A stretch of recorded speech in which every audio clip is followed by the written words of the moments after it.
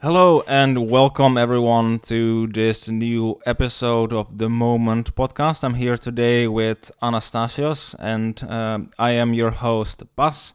We're gonna today talk about the Underworld Folk, kind of also like fairies and different kind of beings like that, but also how this intersects with the UFO phenomena as well.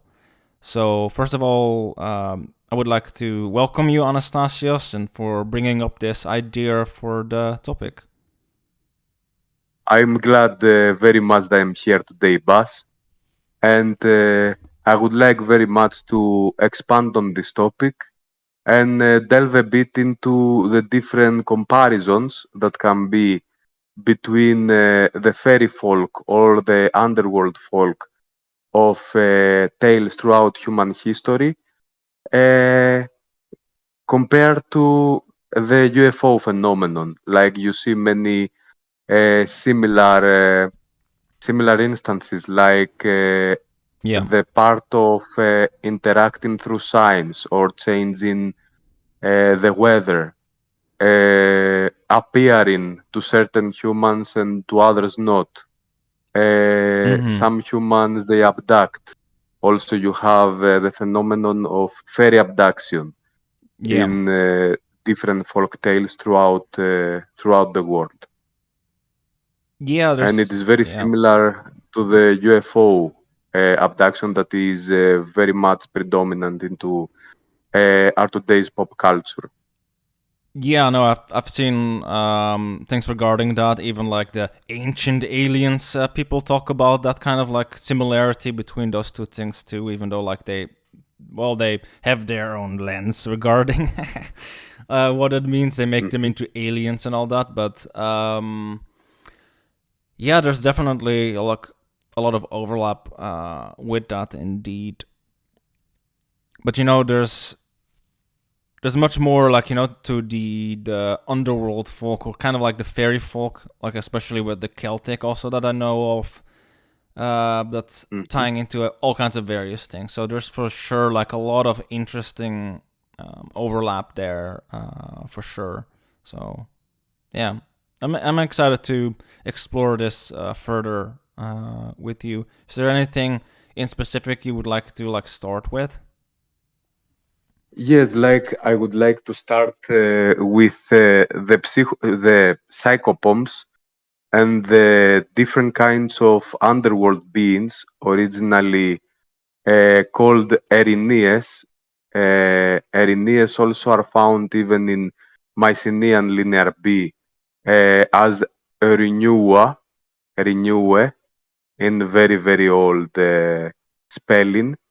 And these beings, there is a theory on this, that they later dissect into different smaller uh, parts of deity groups, like the Moirae, the Yeah, Furies that are also translated yeah, as Erinie, the Dirae in Latin, that they have to do with the judgment from heaven in in Roman mythology, yeah. and Furiae are connected with Earth deity Avengers, kind of female taker of human figures.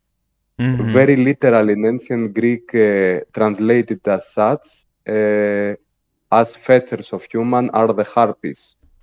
The Mm-hmm. harpies are taking oath breakers and people who are committing acts against the gods, like in the human world, and they are taking them to the other world.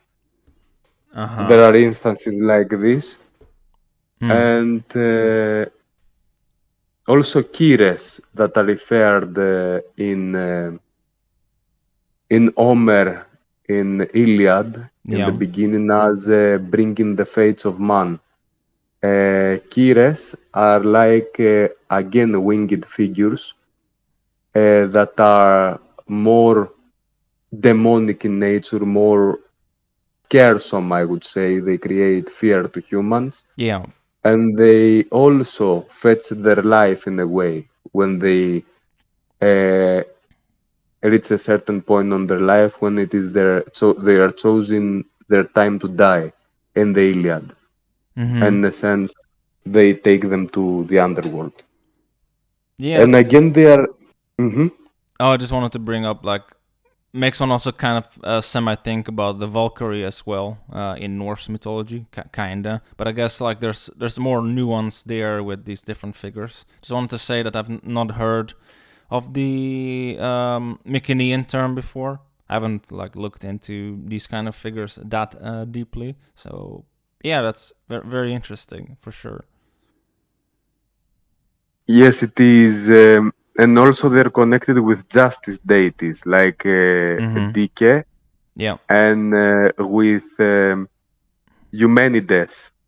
It is another form of them more pacifying, more into bringing equity and resolving calamity. Mm-hmm. Actually, they take this name, the Erinyes, in in Eumenides theater play, where they judge Orestes for killing his mother and her lover, Aegisthus, and Clytemnestra, his mother, is and Mm-hmm. Aegisthus, her lover, because they murdered his father when he returned from Troy.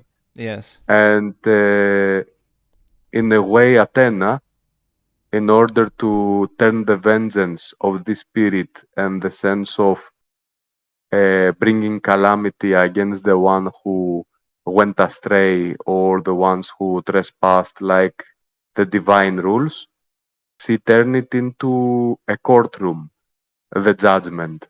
Yeah. And the judges become the Eumenides, and Athena is like the lawyer of Orestes. Uh-huh. Interesting. And in the end, he is being acquitted, like he's he is considered innocent Hmm. because they pass the judgment through the law and through the thinking about the end cause, not so much about trespassing the taboo as the ancient times and retaliating against that. And it is an interesting point, like the two conflicting points, the one that has to do with judgment in nature, and then one that has to do with law and order in a Yeah. society appearing as an ideal. Hmm. And also, sirens are a kind of this category of beings. Sirens also have features of bird and woman, Mm-hmm. and True. through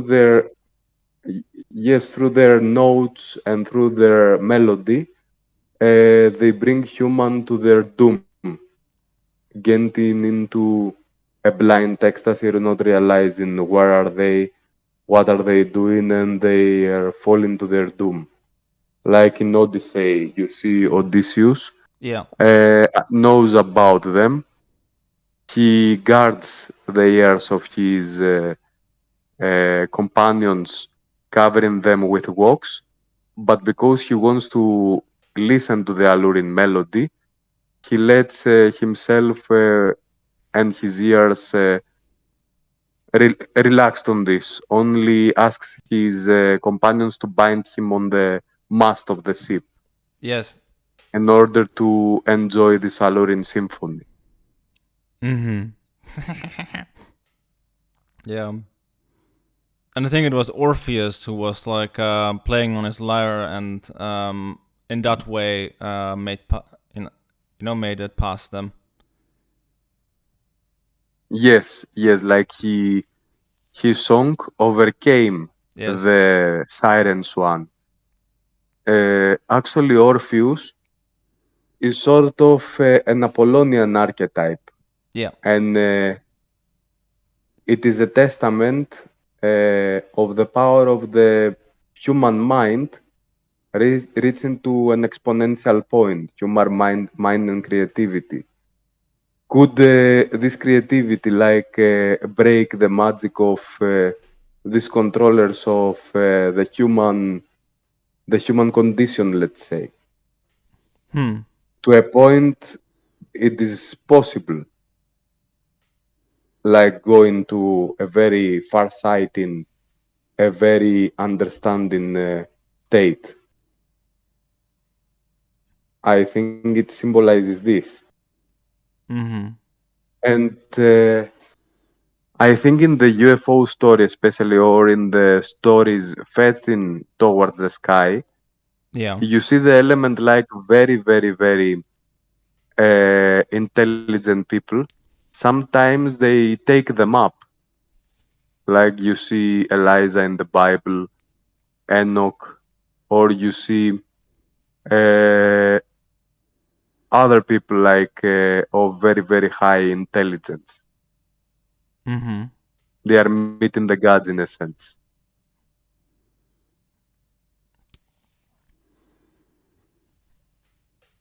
Which is kind of interesting that it's specific, such specific individuals that are then taken up in a way that have like I guess a deeper connection with the gods in that way. But then I do also kind of know regarding the whole UFO phenomena too, though that it tends to be pretty I don't know diverse from what I remember, like what back when Rain was kind of talking about some of these things that yeah it's kind of Mhm. diverse regarding the people that undergo these kind of experiences, but you know that there also tends to be a lot, like you said, like earlier, like a lot of overlap with um, different beings such as like elves or gnomes or other like kind of like fairy kind of beings as well, which also kind of makes me think Exactly. of the how do you call them? Karabe? I don't know how you. I forgot how you call them. It's they're these Greek kind of like underworld smith kind of beings. Kar Kaberi? I don't know. I kind of lost Ah, the. Hmm? Kaviri, Kaviri, Maybe so. or Korivades also. They are symbolizing underworld beings, Yeah, also connected to the dancers that they were protecting Zeus, yeah.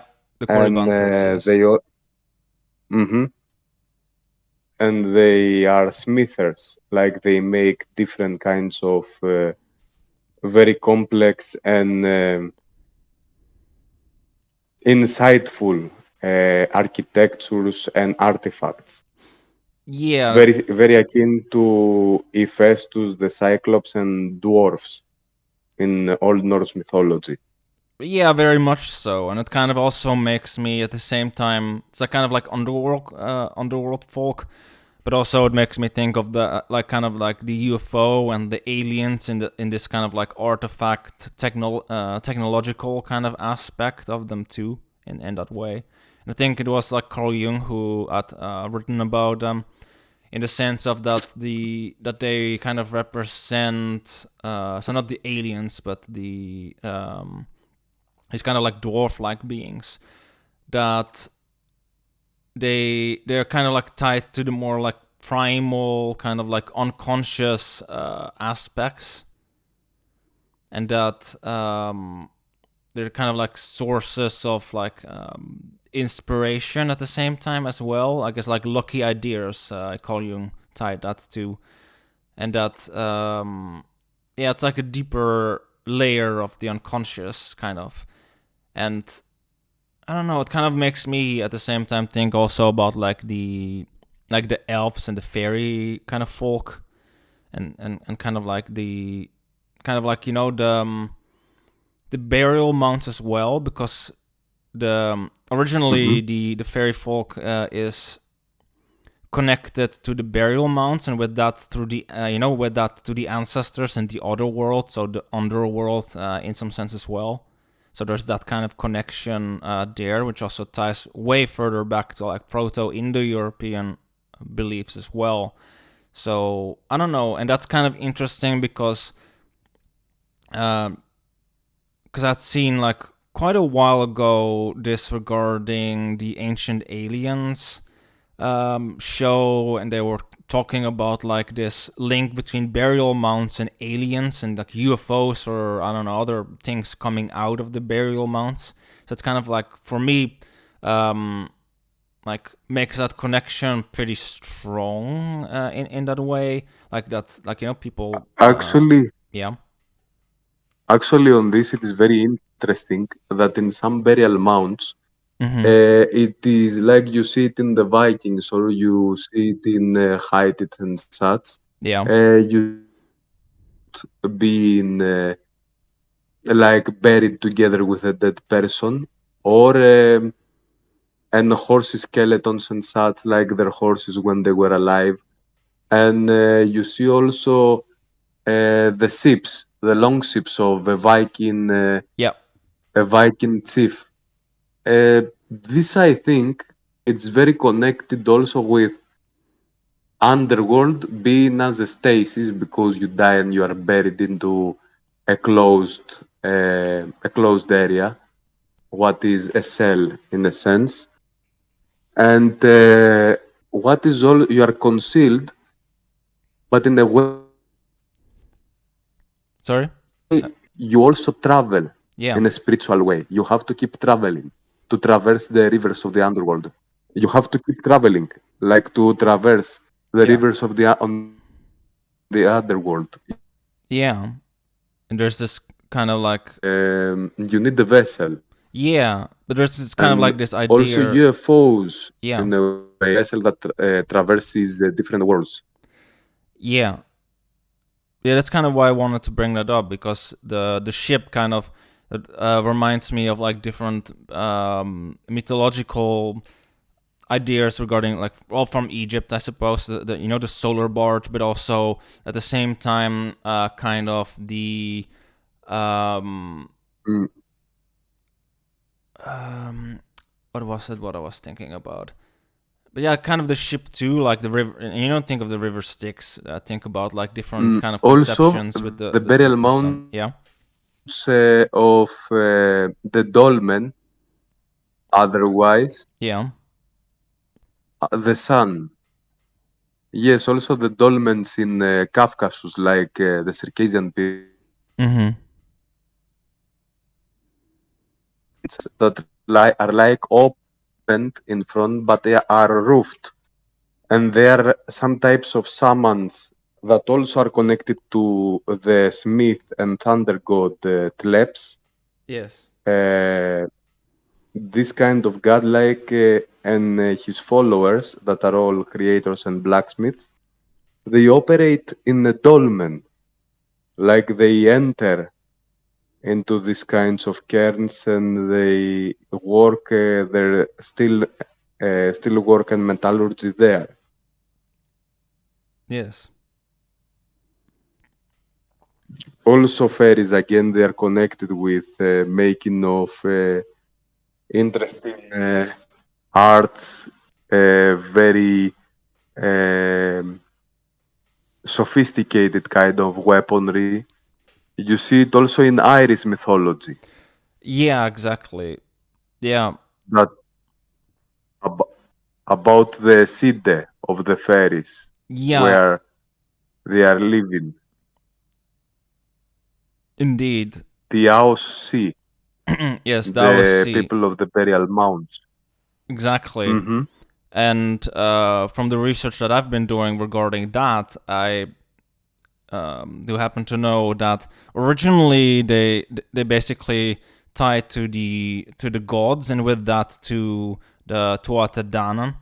So there's that kind of connection too, and I do Mm-hmm. know that some scholars have suggested, even though that's kind of contested with other scholars that are going like, that's actually not the case, but they do think regarding that was the Morgan and her husband, the Dagda, together with the Tuatadanan, that there is kind of like a Corios connection there, and that the kind of the Smith kind of like aspect, the Corios being linked to, in that kind of sense, then to the Morgan, but also, to the Dagda as well, this kind of like thunder deity, that there's such a link there. And from my own research, I know that the Corybantes are in some sense also linked to, those kind of beings, through, for instance, like Rhea, but also, to the Smith kind of underworld beings. And I do know that the Corios also further is linked to, like, a deity like Yemo in the Proto-Indo-European sense, that is also linked to the underworld and kind of like, the land of the dead. And they're like dedicated towards that particular Proto-Indo-European deity as well. And with that, they would dedicate weapons towards that deity, but also, sacrifice dogs, because, dogs are very much tied to the underworld as well. And Yes, actually, yeah, this with the dogs, you see it in many, many mythologies, even in yeah, uh, Mithla, I remember it is called in Aztec mythology. This place, the rulers, again, they are dog-like, and they were sacrificing dogs, the people back then, to these deities. Also, you see Hades, Hades, like wears a mask that in some sources it appears like a dog-shaped face, yeah, may be influenced by Anubis as well. You see the hellhound, Cerberus. yes, You see other dogs in Old Norse mythology, like Garm, yeah. But there's that this, yeah, guards the gates of Hell. yeah, And Fenrir, like, also looks like this darkness or this dark guard that, in a sense, it is exiled or warded off of the world of the living, even if it is a lingering fear that if the underworld comes over to spill over to our world, it would be very, very bad, the situation. I think this kind of influence there is in Ragnarok, like that you see the army of the dead yeah, coming up on the surface with the monsters, and also this aspect of trying to eat the moon and the sun, the two wolves. There is this aspect as well in Aztec mythology. hmm, And these deities, yes, they want to eat the stars and the sun and the moon. And it struck me a bit like yeah, it reminded me also the sense of the winter solstice and mm-hmm, Yule and about the different festivities that happen, uh, that people dress like demonic beings or bad fairies. Even in Greece, there is this Kalikanjaros figure uh-huh, that is cutting the tree of life underworldly, and yeah, this tree supports the whole world.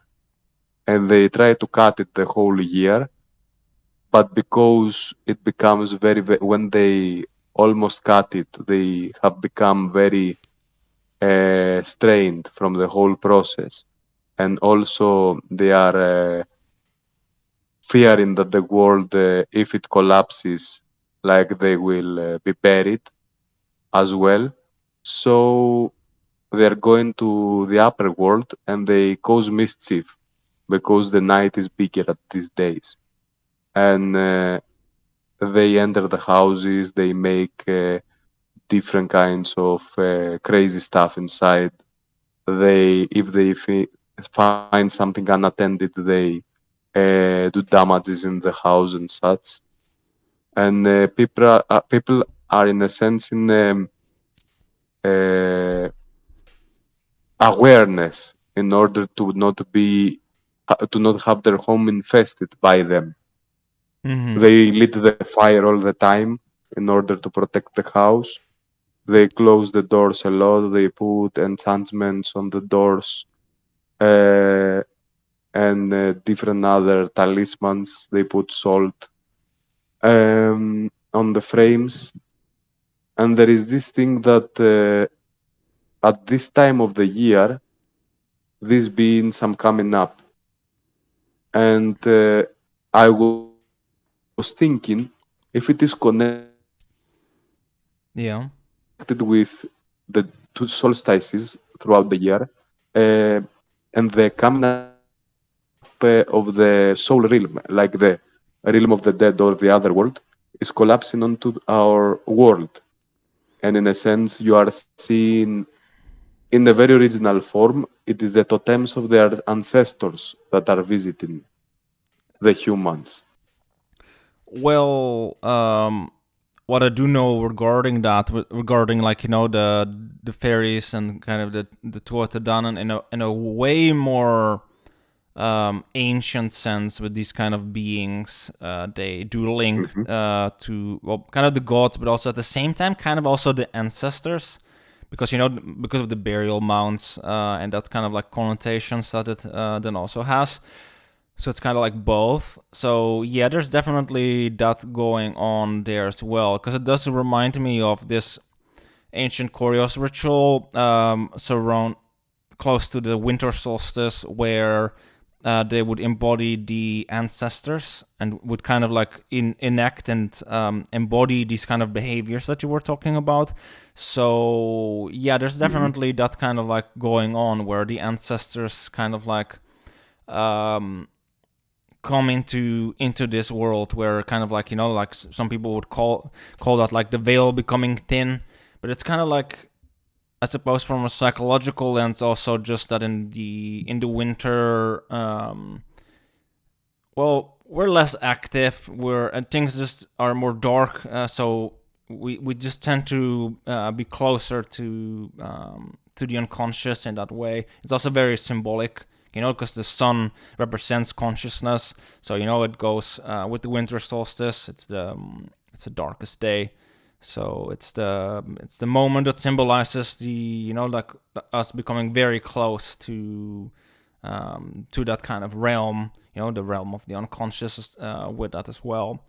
So and it's also at the same time obviously associated with the realm of the dead for obvious reasons, because um, in ancient times, winter was not exactly the most pleasant experience, really, because you had the harvest festival, and then winter would come, and then yeah, you wouldn't really have much going around anymore, because well, the harvest happened. There's no more harvesting, so there's no more, I guess, like, not food coming in the sense that we have nowadays, but like, yeah, there's definitely that element to it. That's kind of why we have, I suppose, Christmas, to celebrate, like something along the lines of Christmas, and kind of like these um, kind of celebrations that we have, like Yule, basically. But also, yeah, there's that kind of like death kind of aspect to it as well. So both with the Koryos, but also with like just generally with the ancestors, kind of like that being much more near. And I do think it has kind of like its positive side, but also like obviously it's like mischievous negative side. But I suppose it's kind of also like about um I don't know, connecting to the ancestors in some sense as well, and kind of finding that sense of balance in a more animistic sense. Yes, yes. Like I posted also an article on the blacksmiths and in the campfire of the blacksmiths and the dolmen. Mm-hmm. And also I was thinking the different these tales of dolmen are also connected very much and with the fairies, with the changelings. Yes. Like you see fairies abducting young children very much, or newborns, and they put their own children on their places. Or Mm-hmm. like other fairies that through magic they impersonate the abducted baby and they appear as such. And also this is a very interesting idea, like that some people that seem weird to the society seem like being alien in one society, Uh-huh. like not belonging. And people wanted, in a sense, to interpret this type of taboo that someone, even though he's inside our society, he's born here, he's external. And yes, I was thinking also about this aspect. It can go from divinely gifted people like demigods or Yeah. seers or different kinds of poets, but it can also be like that some people that are fairly weird, like they have very weird characteristics outside in their appearance and such.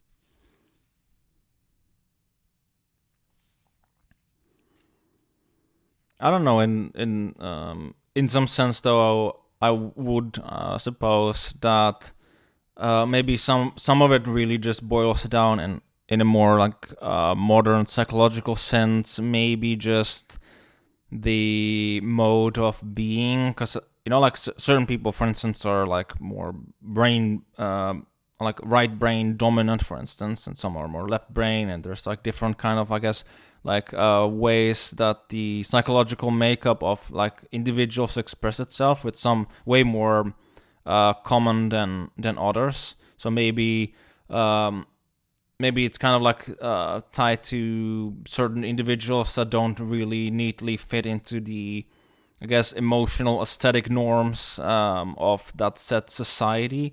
Or maybe even, like you said, like people that are more, I guess, connected to the gods, or like how Jung would say the archetypes, like the inner archetypal world, like more strongly than Hmm. maybe people usually are, and that there's a difference with that. So they are perceived as, I guess, different, even though I guess maybe so, but like, Yes, exactly. Like being as well repressed figures, the repressed wants and creativity of the human mind, like to be excelling and to do different stuff. And in a sense, we live in our daily life and our routine and what is considered by society to be the norm. Going the norm, these abnormalities together with the creativity, and this is a very interesting connection, that whatever it is not accepted by society or it looks weird, and the creative forces as well are repressed, and you might find them in the subconscious or in the collective as well. yeah. And these forms, I think they symbolize also this, like the unwanted children or the exiled people or the weird or people that come from the underworld and they are a folk different from our own, mirroring us, but they are looking in a sense curved or crooked and such. It is a bad mirroring of the humans. Like we don't have maybe a clear pictures. That's why they look crooked. The image is carving. It is not that it is carved from the beginning. Hmm.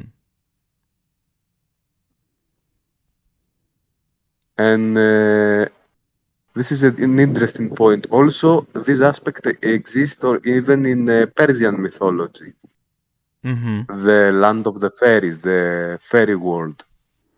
And it is pre-Islamic, and it survived Islam as well.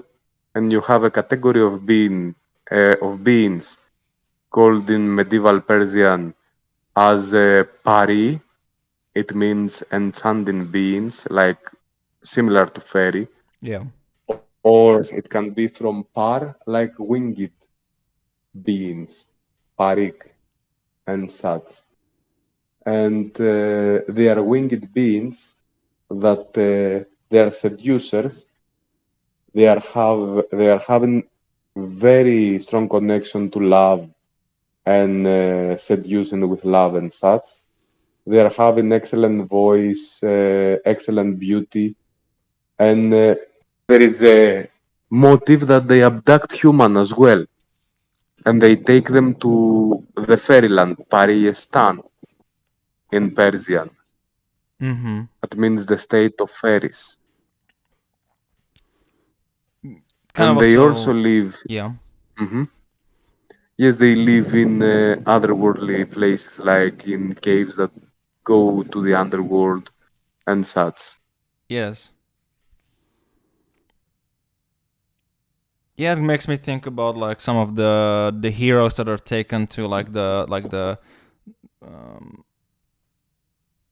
or the, I think it was Jung that was saying about like the land the land of the blessed, was it, or the land of the living, I think it was called, even maybe. Anyways, but like there's these different like kind of fairy realms that then like even like certain hero figures in myth then go into.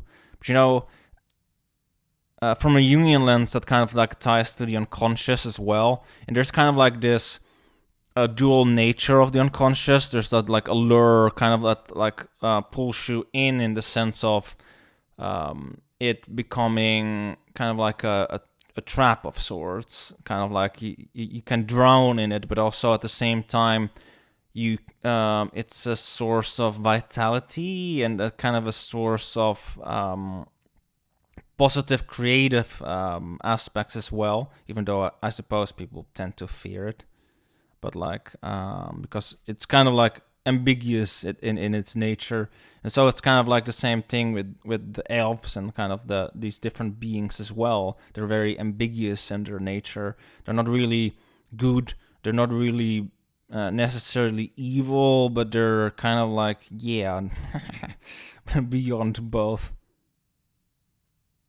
Yes, like also I was thinking, is there a case of UFO sightings that there is a sense of vengeance with these beings, like that they avenge wrongdoings or they haunt people that are doing bad acts? That I honestly would not know. I haven't looked deeply enough into that to know anything about that. I do know about this one particular case regarding them hammering down the point of like the environment, and like that they really seem to care about that. But like other than that, I mean, yeah, I mean, suppose some of them can be kind of frightening to people from what I remember, but also with others, they're less frightening. It depends. I don't know. But vengeance, I don't really know if that's any particular thing that they do. Yes, this maybe is a difference, and also in modern pop folk culture, it is not an element we talk a lot today. Like someone is crossing a taboo, and like he's a bad persona, like they did it to him because he was like this. It is because of, I think, seeing psychology as something more broad and not labeling people. This person is evil, this person is good, and having this duality in society. That's why you don't see a lot these cases Hmm. appearing. Maybe. Maybe so. I wouldn't really know, but that could be one reason, perhaps.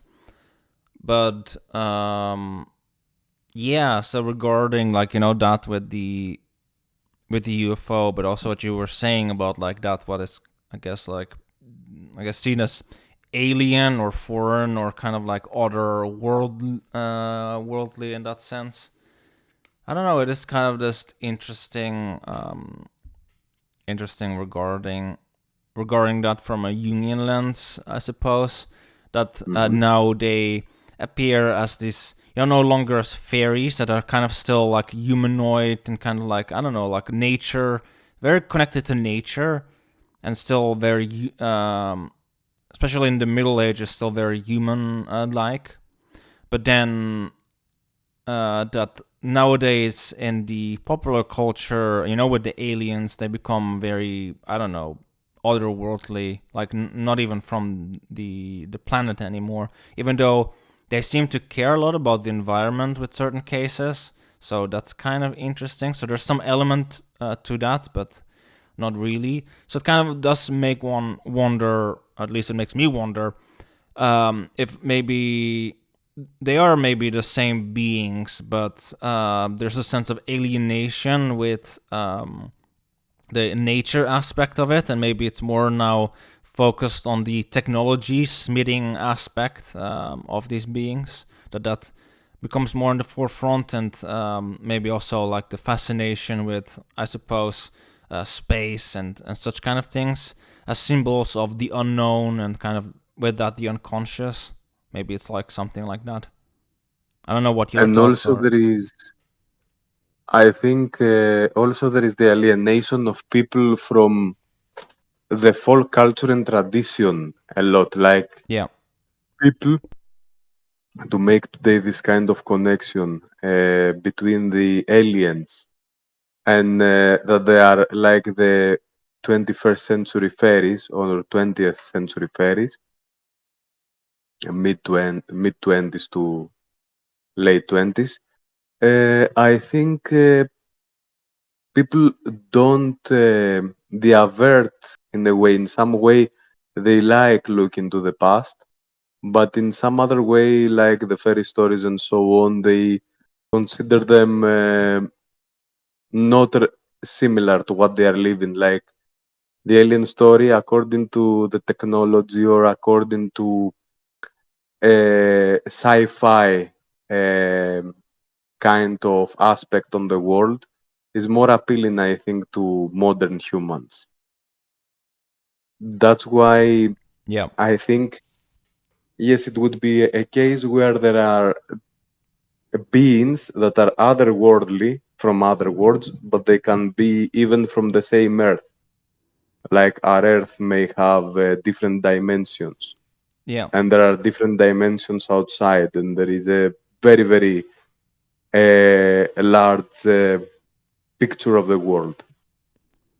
But like this would be either very spiritual, yeah, or people like would go to feel proximity more towards the industrialization of the society and how the society changed. And the aliens do not exclude industrialization. Like instead of looking back to a society without electricity, without the yeah. cars, without aircrafts and such, you look forward into a more developed world that is a kind of what a next stage society will be. Hmm. You Mm-hmm. see, you see this a lot. Like even in the sense of time travel to the future has this sense of being pulled by different forces of the world to show you something. You have this aspect like that the and I don't know even in UFO stories like if people like they are shown intelligent stuff or new ways to face the world or like they take some type of new way of looking at life. I suppose there's some individuals, either from, I guess, psychedelic experiences where they encounter such beings, from what I remember, and generally, I guess, encountering this in in a more general manner, that it does have a massive impact in the way that they see the world for obvious reasons. But also, I don't know, there's also stories that are more brutal and kind of more disturbing at the same time too, so it kind of seems to depend.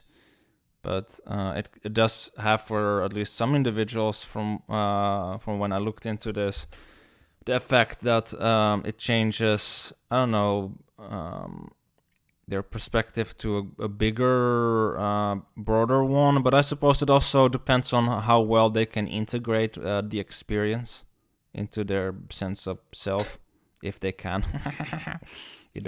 It's kind of a difficult one, I would imagine. Like a difficult one I have seen in movies and so on. Like there are women that they wake up and they say, ah, like the alien impregnated the woman.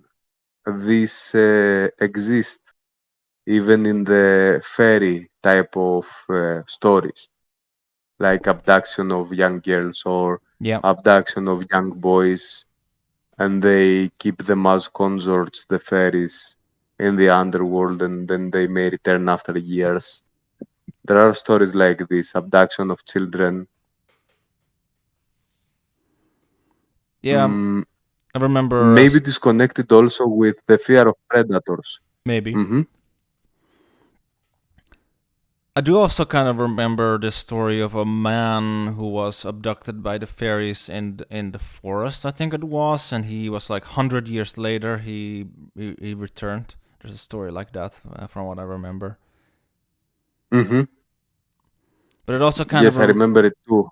yeah. But there's also the thing though with like, because there's also with like the different deities as well, like with for instance in Celtic, ancient Celtic society, where there's these um, kind of like king figures or like hero figures that have like a kind of like a fairy kind of being, or like I guess like a sovereignty goddess kind of figure that comes from the other world as their consort.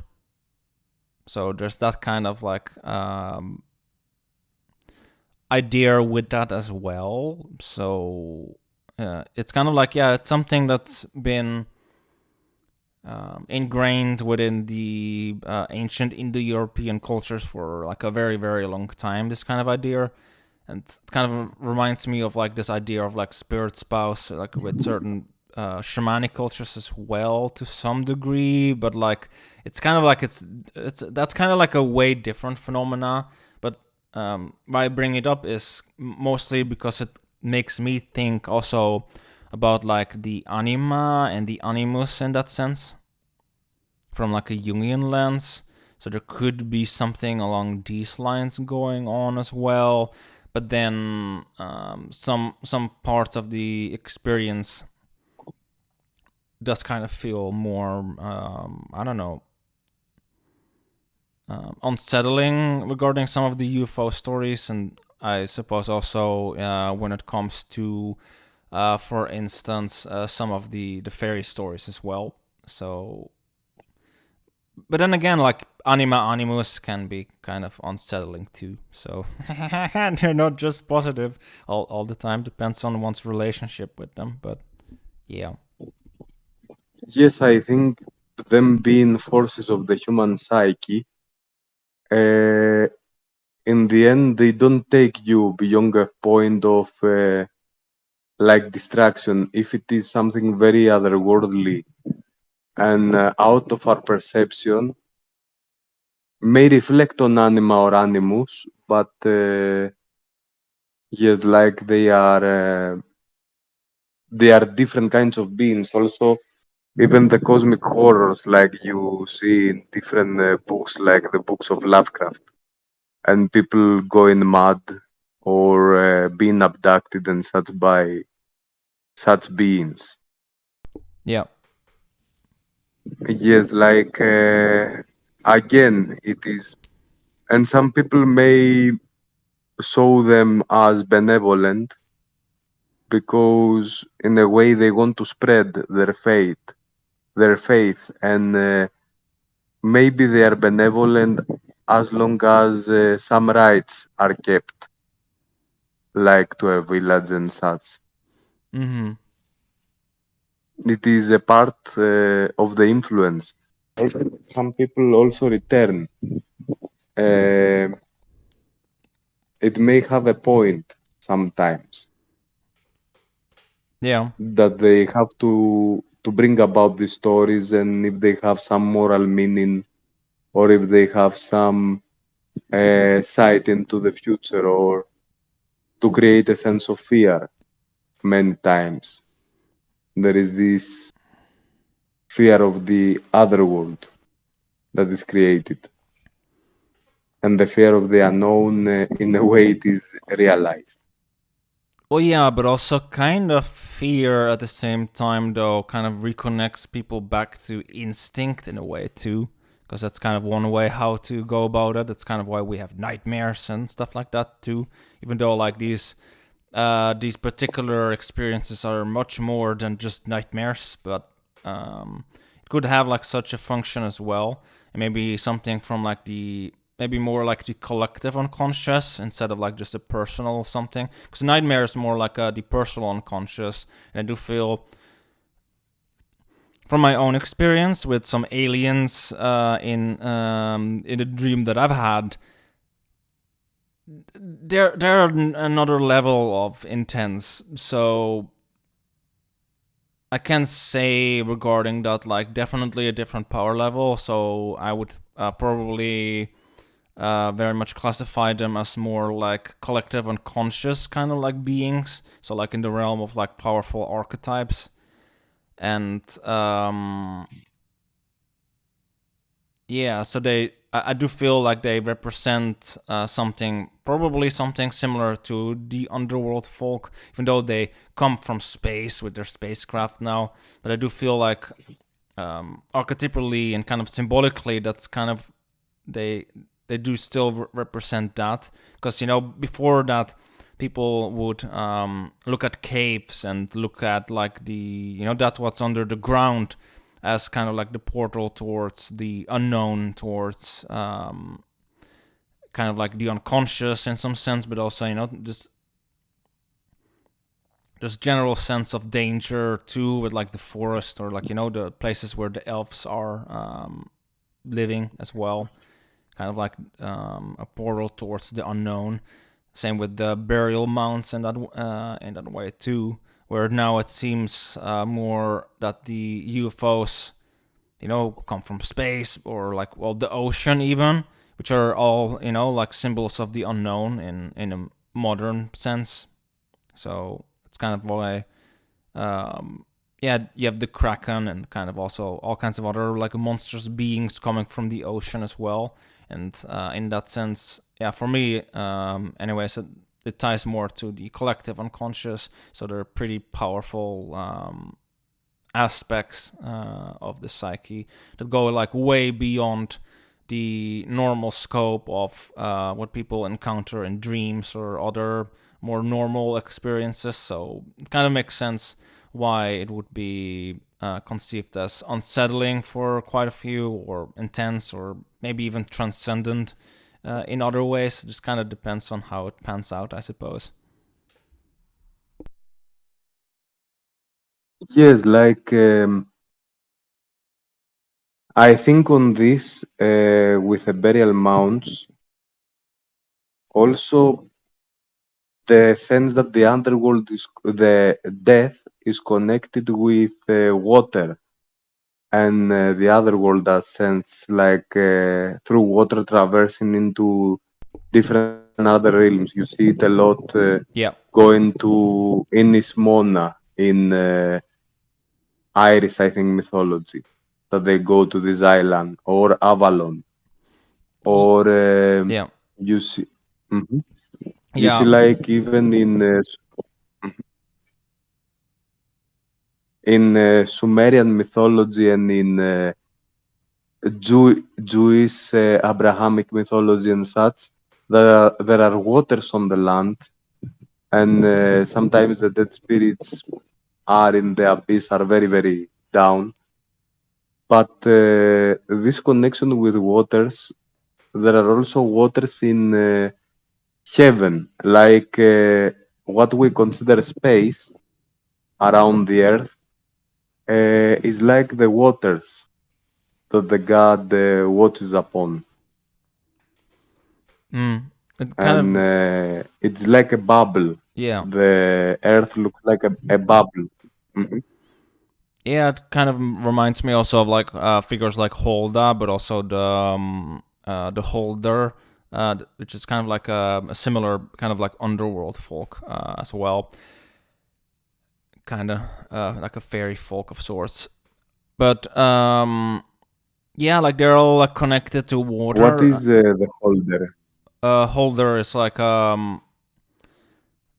Scandinavian, and I think it was Icelandic thing, Folk, and they're kind of like fairies in a way, and like with Holda, but also with the Celtic otherworld, they're accessible through the bodies of water, like pools or rivers and other such places, where you can find yeah, bodies of water basically. And I know, for instance, with Holda, for instance, that you can reach her realm through basically a body of water, but then that transports you instead into the heavens. So it's kind of like you go into the water, and instead of like it leads you to the other world, but that the other world is the water basically is like what you were saying, like located in the heavens instead of like some subterranean realm.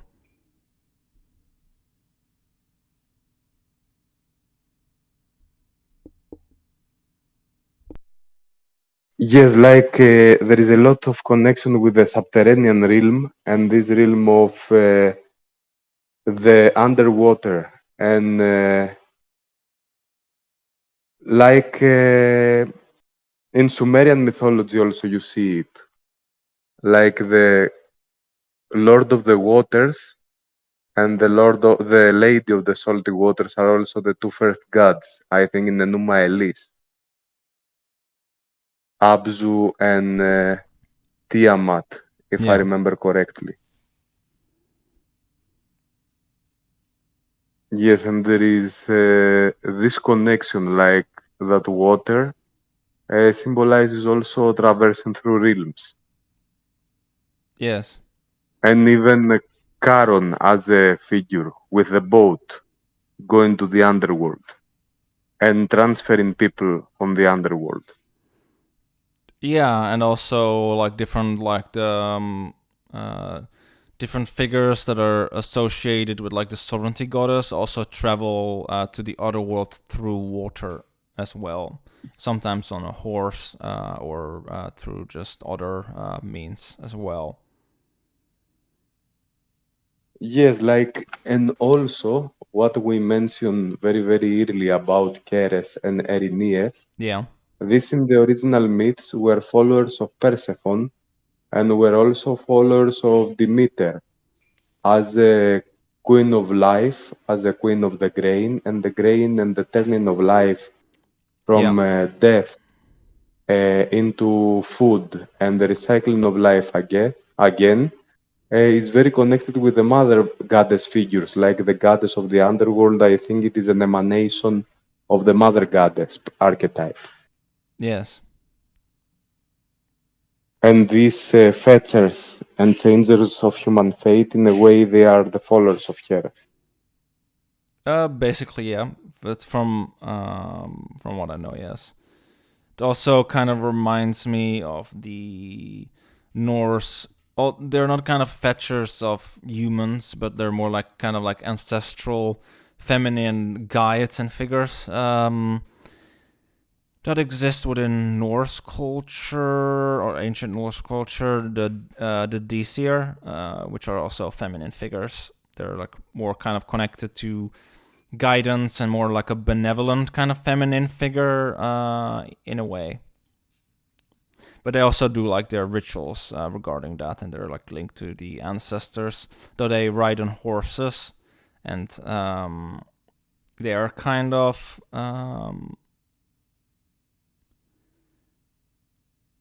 I don't know, protective of the family lineage in that sense, but also kind of I don't know. I'm not sure, but I can see how they might get upset if you kind of like upset them. I could see that one. The Disir also are connected, from what I remember, with the burial mounds. Yeah. Yes, I think they are connected with this, and also there are like beings Mm-hmm. that are dwelling in humans' house.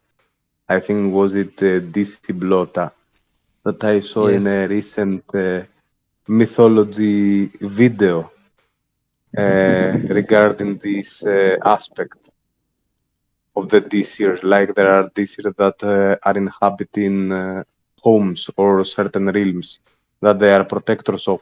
And again, like Yeah. these traveling beings that are taking human and they have advanced civilization, I wonder if they are still another aspect of these otherworldly beings and they are similar to the spirits, beings, and such that are staying in a place and they are protecting. Hmm. Like they are some sort of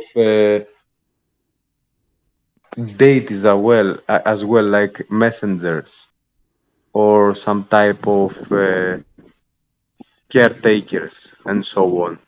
Well, yeah. I mean, it's very common in an animistic sense for there to be such kind of like spirits and beings, like spirits of place that take care and protect certain areas or certain things such as stoves, or even like I guess here in Finland there's the sauna elf, so that's kind of like a spirit of place too.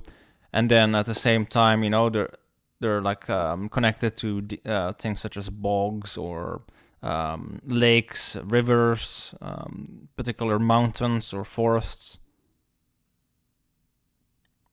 And there, Also, in a way, I think the other world, yeah, it's an exile, as we say before, for different tendencies, disformities, abnormalities, and creativity into the unconscious. But also, you see, like the Fierbolg, are also, in a way, after the Militians are conquering Ireland in Gabala or Erin, yeah. I think it is called the book, yes. And Tuatha De Danann are sent to the underworld, and Fierbolg are also sent there. Mm-hmm.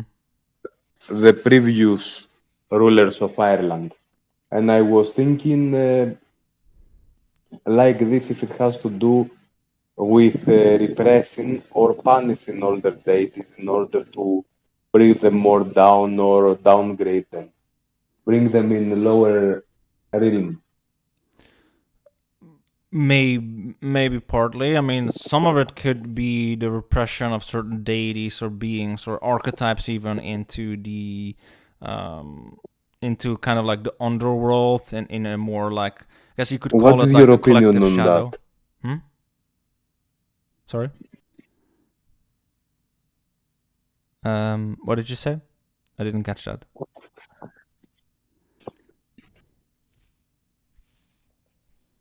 Mm, yes, yes. Like I said, what is your opinion on uh, older deities becoming like Otherworld or this type of fringe deities that are taking human? Maybe they are older deities in order deific status quo that they existed. Well, from what I know regarding, for instance, the Tuatadanan and the kind of like the AOC is that, for instance, they were the AOC basically and the fairies were originally the ancient gods basically. And they were downgraded to basically the fairies and such kind of beings over time. Where originally, yeah, they were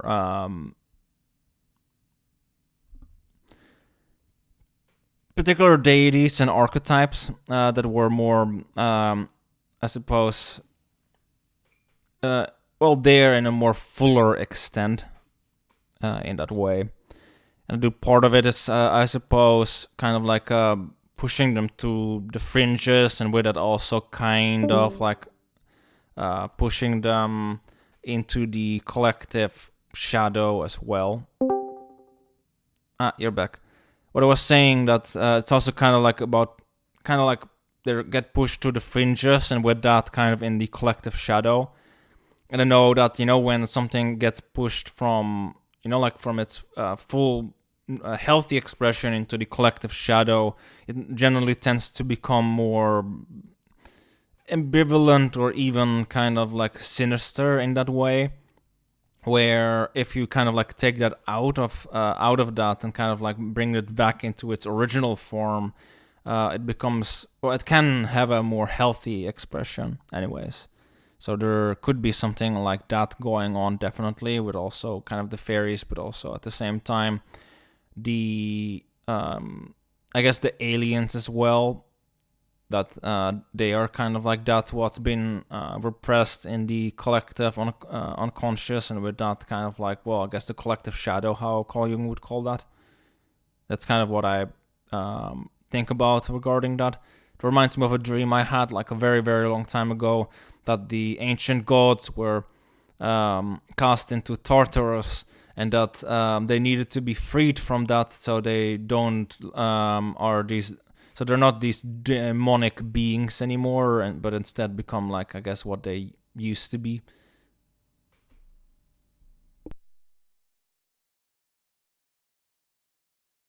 Maybe yes, and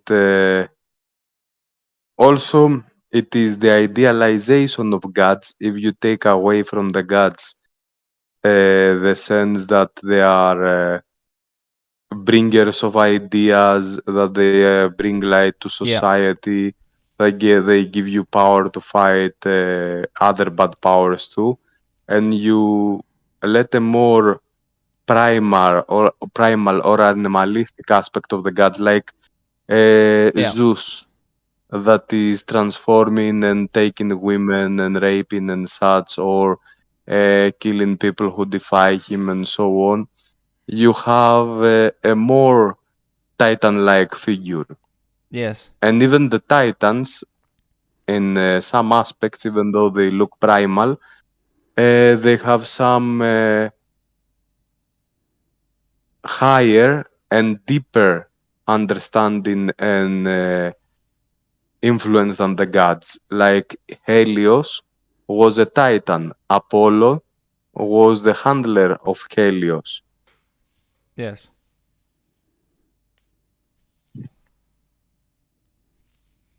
Hmm. And Apollo is a new generation god. He is even second generation from the uh, Olympians, like he's a new god. Yes. And I think this taking of the aspects and this discerning between older forms and gods, also the Cyclops, the original Cyclops, Mm-hmm. are the sorry, blacksmiths, blacksmiths before Hephaestus, Yes. Hephaestus, and they are at the same generation as the Titans. And then they get lost, or there is a story that uh, Apollo kills them, and that's how they are disappearing. He kills them because Zeus killed Asclepius, and so on. Yes. Yes, I was thinking a lot on this, and Mm-hmm. there is this the revealing of gods beyond their ideal veil, that how we maybe are using gods as instruments to portray higher ideals or pure reasoning or even the archetypes, Yes. and what is really an awesome power or what is really always awe-inspiring. Um, and also this is what is suppressed, like the fear of the unknown, the fear of a great calamity like an earthquake, like being attacked by a very large predator if you are in ancient societies. You see this a lot in the UFO stories, like Yeah. having so great kind of technology and power over nature and the laws of the physics that the aliens can cause great damage or even control the weather. You cannot catch them with your airplane. You cannot do many things. And you are kind of helpless in the physical realm. And they have this kind of unapproachability, but they can approach you. It Basically, yeah. is, mhm.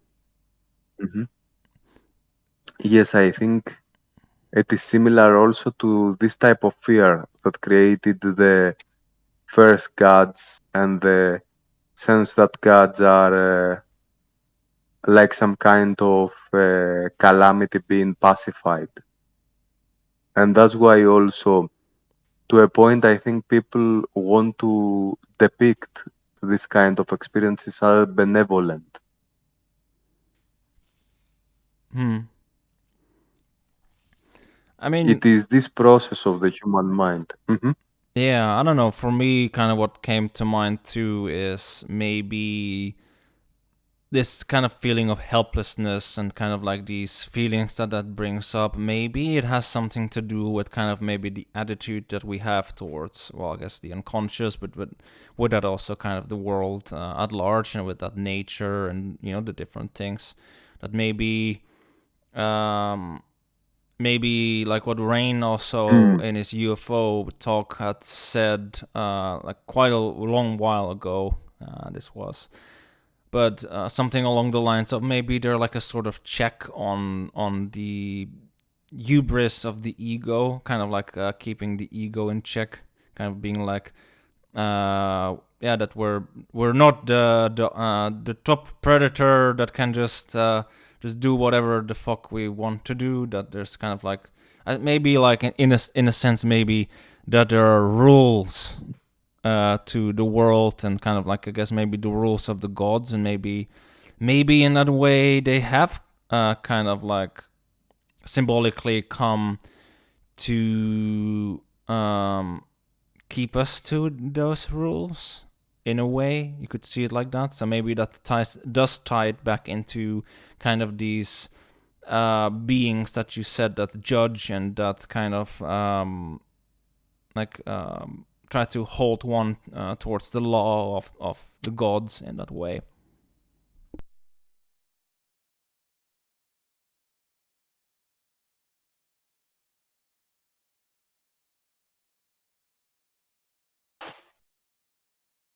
Yes, I think also this is why the whole talk with Graham Hancock and Ancient Aliens, and you see many types of these channels, that they mix a lot the sense of higher technology, and they try to approach sometime depth psychology. They don't completely handle it well, 100%. Like in Jorogan, you may not see a psychological approach to aliens. They mostly bring them in the more ancient aliens aspect. Yeah. But I think there is a need for the humans, yes, to see beyond and see inside at the same time. yeah, I would, yeah, kind of think so at the same time as well. Because I more kind of like think about it now. I more kind of see like how maybe they are maybe like the Keres and maybe like the fairies and kind of these kind of beings and maybe their connection to nature in that way and their care about it, even though they come into you know to us symbolically or kind of like yeah in the sense of like UFOs and this very technological way really, but maybe we see them this way because we're so disconnected from nature and with that kind of like the great mother and kind of like these feminine archetypes that it becomes so other for us that we see it in this manner to make sense of it or like to I guess comprehend these kind of like beings, but maybe what they are is kind of like those kind of beings and maybe it represents kind of the great mother which kind of makes sense with the burial mounds as well because that's tied to the great mother as well because the ancestors, the dead, would be buried in the earth. Like that ties to the Great Mother, the grave, and with that, the reincarnation and all kinds of various ideas like that stem from that as well. But yeah, that kind of like ties it to the Great Mother as well. So um, maybe it like yeah symbolizes the alienation of humanity from nature and kind of like puts it in our face like that, like well this is kind of what we are kind of thing, like we've become this like we're not like I don't guess human anymore in the full sense, kind of like become I don't know a caricature of ourselves in a way, and maybe that's kind of the big thing to kind of like balance it out, all this like overt like sky energy kind of what Nairam would talk about with the more like I suppose the feminine kind of like nature kind of tight energy to kind of balance that out, and maybe in that way if we reconnect to that, maybe the aliens and these kind of beings become again more akin to maybe the fairies or maybe even the gods in some way.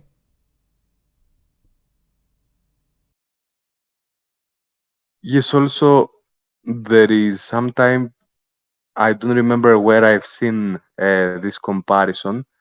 Like there was an alien story that they said that they are not aliens, but they are the humans from a very far future, like to the Yeah. people. Yeah, I've heard stories like that, and I I've saw this also somewhere, yeah. and also the sense that there is a different society of. Mhm. Yeah, go ahead. There's a different society of.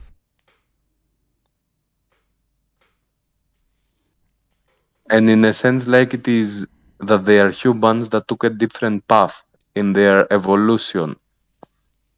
Mm-hmm. And you see it a lot like in the hippie culture, like that they are beings that evolve similar to humans in some sense, but understanding nature and understanding the physics and understanding like higher senses of dimensions, they reach a higher state, not losing the technology, but like how human could be understanding towards nature and loving towards the other people and nature as well back in the 60s and 70s, Yeah. where they were having this kind of emanations. I think also they are reflections of the human, how they want to evolve. The most extreme that I had seen is that there was a version of even of the communists as they saw like the ending of the world, like the last stage of evolution, political evolution of the humans. Yeah. If aliens are so evolved, like they integrated the sense of evolved aliens that they went beyond in outer space. And they said there are communist aliens that are living outside our solar uh, system and such. Our solar system, like beyond it, there is this race, and they have evolved so much that they became communist, and they will come and nuke the earth and make it communist in a way. And this is again a kind of worship of the extraterrestrials as Yeah. well, but in a political religion sense. Kinda. Yes, like in Posadism, they have this type of approach. Huh. Yes, they have the UFO lover and such ideal and like humanity evolving if they meet with the extraterrestrials and going to the next stage of evolution and becoming better. But they put it in a communistic view, and also during the Cold War, they thought of the nuclear holocaust as something needed and exhilarating towards the humanity's evolution, and also something like a catalyst to evolve. Kinda sounds like the collective shadow to me. To want to do those kind of things. Yeah, yes, like the things that people say sometimes today. I've heard it like press the button, Kim. Like for the Korean, North Korean, Yeah. um, yes, secretary. Like to press the button with the missiles. I think it is this also the sense of awe, and like there is a being of absolute power, and the sense of the unknown, what will happen, the unknown of the future, Mm-hmm. and the unknown of the situation. And people, in a sense, like they want this storm, this um, drastic catalyst to make the changes they wanted to do on themselves. They see all this going down and this entropy of themselves and society, Yes. and in a sense, they want to shake. I think this is a Dionysian drive, in a sense, I'm not. I'm not that sure. people are Maybe. flirting with the idea. Yeah. Hmm. Maybe it's more like Yes, people Thanatos. are flirting with. Maybe yes, people are flirting with the sense of Thanatos in order to find their real want for life and Yeah. put themselves together and overcome the situation. Yeah. They're kind of like. Yeah. But I maybe also like to over. Maybe it's also just a sign of like the. I guess the stagnation that they experience, like the feeling of not of things not being alive, because there's something what Jung has had said as well regarding like life and death, that actually that the fear of death is actually the fear of life. So if you accept death and kind of come to an acceptance of it, you kind of like integrate that in some way into one sense of self, and you kind of accept that, then you become fully alive because you realize like, well, I mean, I don't have all the fucking time in the world, and you really want to live then because you kind of are aware of things as they are, where kind of the fear of death and kind of like, like pushing that away, keeping that away, kind of also at the same time keeps one from fully living at the same time as well. It's kind of what Jung anyways had said. Like a reaffirmation of life. Yeah. And I think this, the death drive sometimes is masked, it is a masked ego together with the want to live. Mm. Like there is egoism sometimes, even you see in writers or in painters that they have a very rebellious kind of life and they drink a lot and they smoke a lot of cigarettes. They do different kinds of, they have different kinds of bad habits and even eccentric ones. But like on the other part of the scale is that what they want to shock themselves and come out and create. Mm. And I think there is this, I would say, Dionysian approach mostly Mm-hmm. to this, like they flirt with hard stuff and even poisonous stuff and such. Even the sense of drinking is a kind of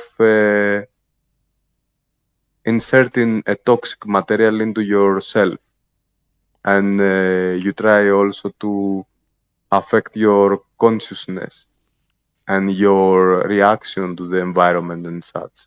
Yes. When you say I want to drink a lot to talk to people, it means that you are despising the fact that you cannot talk right now and you are repressing your talkative side. We have Basically. sometimes the power to talk. Hmm. Yeah. But yes, maybe I think alien abductions and also the fairy abductions at other times where this need of catalyst through awe and fear and sometimes through wanting to bring a different narrative of a more developed world, a kind of different ideas about the world and philosophies and aspect. Yes. Like you had the travel of Ir, her in the Republic of Plato, that he died, he went to the other world and they saw the whole other world. Yes. That it is kinda off the story of Socrates. And you have again, like, I think Mohammed in the Quran, he's transferred by a winged horse, a kind of like sphinx, into different realms and worlds to be shown. Mm-hmm. And this is like also like an abduction, and you have the sense of the abduction even in the Apocalypse of John, where John is taken to the heaven and he's given the book and such. This is all in a kind of vision, but also this is a mind out of body experience. Yes.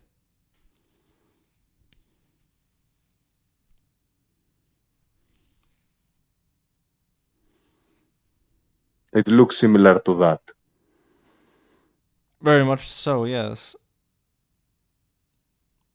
I think Mm-hmm. we should bring this talk again sooner, like it is a Definitely. topic we can take into yes greater depth, and it's Yeah. very interesting the point of the catalyst, and also Mm. that you have different deities or different messengers and such showing humans different aspects.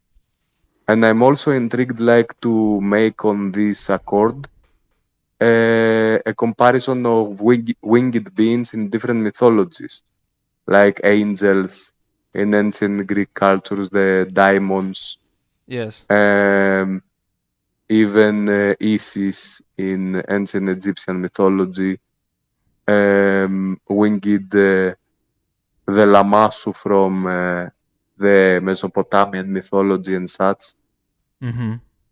and the Anju bird. It is very interesting, like the winged messenger and the affecting of the human things, how they are bringing calamity sometimes, and sometimes even heroes fight with winged enemies and this type of Yeah. bird-like beings. But even as you see it in Valkyries and such, or angels. They look like the messenger of the gods. And Yeah. yes, humans sometimes are revealed stuff by them, sometimes are helped, and sometimes they are taken away. Yeah, So kind of I depends. think it Yeah. is very connected. I Mm-hmm. I do think so as well. But yeah, I would like to say with that, like that. Yeah, it would be interesting because she had invited Nairam who couldn't make it this time around, like for him or for anyone else to join as well. Because I do feel like there's much more depth that can be achieved with some other people chiming in as well. I feel, but definitely, it does sound like a good idea to, yeah, go deeper into that in the sense of catalyst, but also regarding these different bird-like beings as well. Because I do think, because we did touch slightly upon that, but yeah, definitely, I do think there's much more to go into with that as well, regarding maybe winged beings versus UFO. Who knows? Maybe we'll call it like that. But yeah, let's definitely see regarding that. Yes, and also there is always the predatory aspect. Like you see, Valkyries, they have Yeah. very predatory like eyes. Some say like snake eyes or like bird eyes. They don't have this affection of the mammalian. Yes. They are more cold in a sense, and like different people can become like Valkyries. In the stories, like some of the Valkyries named are are like even human. If I remember correctly, there was one human that became Valkyrie. Interesting. I And did not know that. yes, like, but I must check it out again. And even I Definitely. think Gerdr is Jotun, for example. Yes. Like they consist of different races, the Valkyries.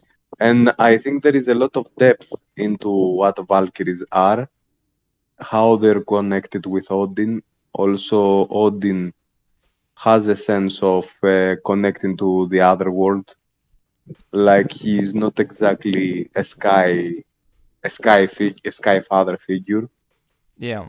and even though he's affected a lot, like I think Odin has in the Germanic people's mind, he's combined with other deities, Mm-hmm. something like an yes, a primeval Hermes, maybe his original role, and also the wild hunt god like Quirinus Yes. and such.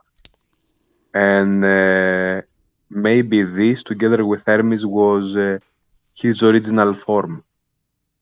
And later, I think other aspects were also combined, like Poseidon.